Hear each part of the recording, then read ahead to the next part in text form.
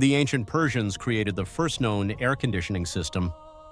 Around 400 BCE, Persian engineers developed an innovative cooling system called a yakshal, which translates to ice pit. These massive dome structures made from heat-resistant materials were used to store ice and keep food cool even in the scorching desert climate. The yakshal worked by combining evaporative cooling and underground storage. Wind catchers, tower-like structures, would funnel air into the dome, and water inside would evaporate, lowering the temperature. This ingenious design allowed ice to be stored year-round, long before the invention of modern refrigeration. The yakshal is a testament to the ancient Persians' ingenuity and their ability to harness natural elements to solve practical problems.